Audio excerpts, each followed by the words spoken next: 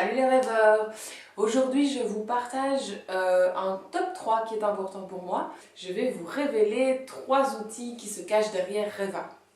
Alors pour ceux qui n'auraient pas encore compris, mon approche dans ce métier c'est vraiment de vous proposer une palette d'outils différents et bien sûr d'avoir cette intuition sur quel outil va correspondre à telle personne et dans quel cas de figure cet outil va être précieux.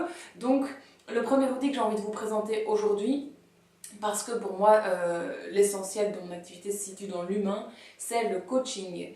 Alors loin de moi l'idée de mettre absolument des mots sur les choses. D'habitude j'aime d'ailleurs pas trop me coller des étiquettes, mais ici j'ai quand même envie de vous expliquer ça parce que c'est une formation que j'ai suivie toute l'année qui vient de s'écouler et que j'ai adoré, qui m'a vraiment ouvert l'esprit sur comment être en relation avec l'autre, sur comment pouvoir accompagner la personne qui est en face de soi à se révéler à elle-même.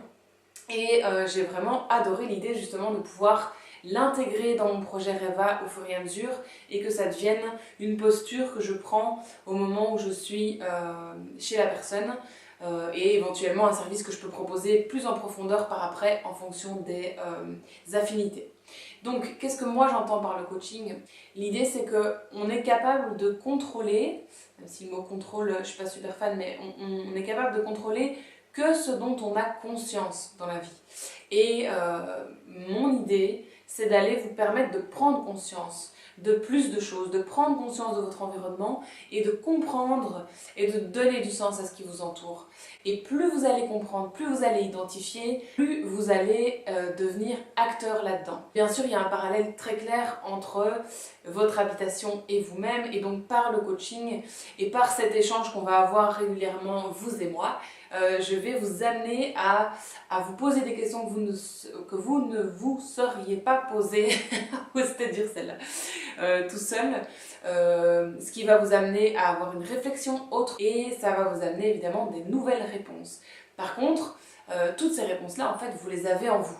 C'est juste qu'ici, je vais vous permettre, encore une fois, de les révéler. Mon deuxième outil, parce que je vous ai déjà beaucoup parlé du home organizing, de rangement, d'optimisation, de tri, et que je pourrais bien sûr encore le faire, mais aujourd'hui mon deuxième outil ce ne sera pas ça, c'est le home staging. Alors en français c'est la mise en scène d'une habitation. Donc l'idée qui se cache là derrière, c'est que chaque personne qui vient visiter un bien va beaucoup plus facilement se projeter quand on le met en scène, quand on le dépersonnalise et quand on crée chez lui le coup de cœur et l'envie de s'installer dans cet espace, l'envie de se sentir déjà chez lui. Ça, c'est vraiment sur le plan immobilier. Après, ce que moi je viens piocher là-dedans et que j'utilise dans mon activité, c'est ce côté mise en scène. Parce que finalement, une fois que vous avez trié, que vous avez rangé, que vous avez organisé, c'est génial de pouvoir réfléchir, tiens, en dehors de l'aspect pratique, qu'est-ce que j'ai envie de créer comme ambiance, dans quoi est-ce que j'ai envie d'arriver quand je rentre chez moi, et pourquoi pas finalement, pourquoi pas avoir une ambiance un peu hôtel de temps en temps qui nous donne envie de prendre soin de nous, qui est agréable. Donc bien entendu, dans l'outil comme il est utilisé dans mon projet, on ne va pas dépersonnaliser, au contraire, on va personnaliser votre intérieur. Donc c'est la grosse différence entre le home staging dans le but de vendre ou de louer et ce que moi j'appelle la mise en scène dans votre intérieur. Bien sûr, il existe des conseils pratiques qui vont vous permettre de créer cette atmosphère et cette ambiance et cette esthétique que vous recherchez. Et mon troisième et dernier outil aujourd'hui,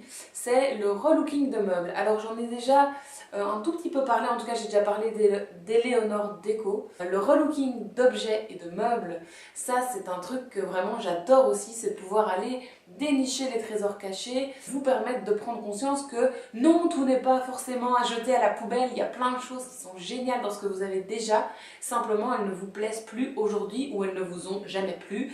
Vous avez peut-être hérité de la salle à manger de mamie, rassurez-vous, vous allez pouvoir lui donner un look qui vous plaît. Vous allez pouvoir lui offrir une seconde vie, vous allez pouvoir vous l'attribuer. Les peintures Eleonore Déco et les produits Eleonore Déco vous permettent vraiment de travailler à peu près toute matière et tout support, vraiment, donc plastique, bois, métal, encore plein d'autres choses, en quelques étapes à suivre et un processus que je vous expliquerai plus tard. Vous allez pouvoir vraiment vous amuser dans la personnalisation que vous allez donner à cet objet ou à ce meuble, que ce soit simplement en donnant une couleur ou en donnant un effet. À savoir qu'Eleanor Déco propose 6 effets différents de déco.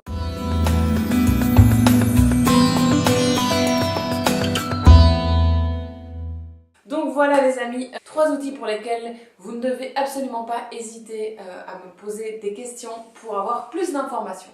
Je vous souhaite à tous une très belle soirée, je vous dis à demain pour une prochaine vidéo. Ciao ciao.